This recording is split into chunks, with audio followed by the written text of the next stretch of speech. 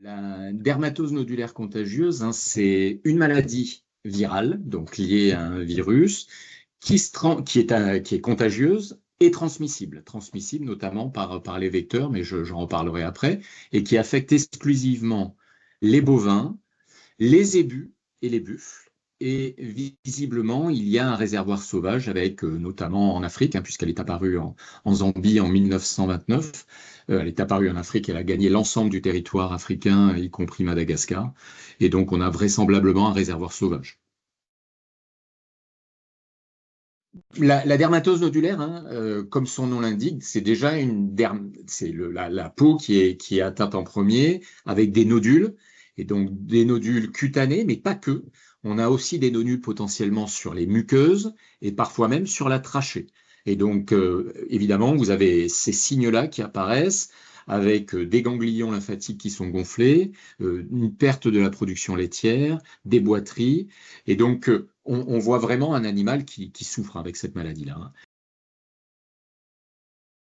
Dans la plupart des cas, la transmission se fait de manière vectorielle avec non pas des vecteurs biologiques dans lesquels le virus est obligatoirement multiplié, mais ce sont des seringues volantes. J'insiste sur ce terme, seringue volante, c'est-à-dire qu'il n'y a pas d'obligation d'avoir un vecteur pour multiplier le virus, c'est vraiment du sang qui est prélevé sur un animal infecté vers un autre qui ne l'est pas et qui sera ensuite infecté.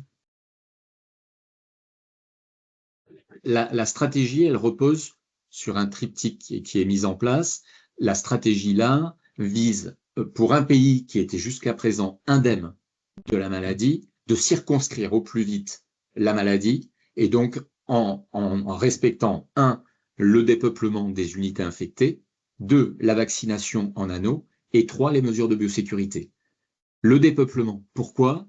Eh bien, parce que c'est une maladie qui se transmet par des vecteurs et donc elle peut très vite diffuser.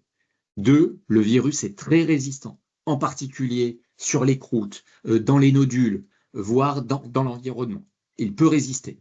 Et enfin, on a un autre problème, on peut avoir des animaux qui sont malades, mais d'autres qui sont en incubation, c'est-à-dire qu'on ne voit aucun symptôme et pourtant ils multiplient le virus, d'autres qui sont complètement asymptomatiques, pas de symptômes du tout, et ils peuvent être infectés et porteurs du virus. Et enfin, un troisième point, c'est la virémie transitoire, c'est-à-dire le portage du virus lui-même dans le sang, qui peut être aussi très transitoire et très court, puisqu'il dure de 1 à 2 semaines. Donc, le but de ce dépeuplement, c'est de tarir au plus vite la source de virus. Ensuite, la vaccination en anneau, c'est vraiment de protéger les animaux autour, d'une part, des symptômes cliniques, mais de ne pas permettre au virus d'avoir une prise. Et donc, même si le virus, à un moment donné, après qu'ils aient été vaccinés, hein, essaye d'infecter ces animaux-là, eh bien, il n'y aura pas de diffusion du virus parce que les animaux, justement, vont éteindre justement ce virus. L'excrétion virale sera très faible. Et enfin, les mesures de biosécurité pour éviter les mouvements en particulier.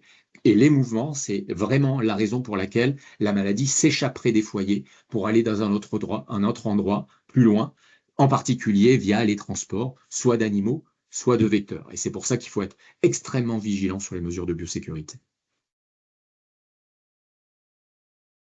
C'est évidemment ne pas bouger d'animaux, mais pour les riverains, etc., c'est surtout faire attention, par exemple, si on vit près d'une ferme, de ne pas avoir, vous voyez, des vecteurs avec soi, des mouches piqueuses qu'on aurait malencontreusement enfermées dans la voiture, et pour un trajet qui serait pas très long pour aller dans une autre ferme.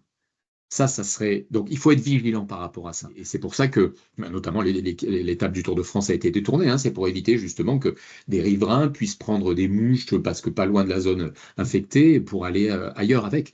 Donc, c'est vraiment, je dirais que c'est le point crucial. Tout ce que j'espère, c'est que les mesures qui ont été mises en place avec l'effort de tous nous permettre de vaincre ce virus et gagner la bataille.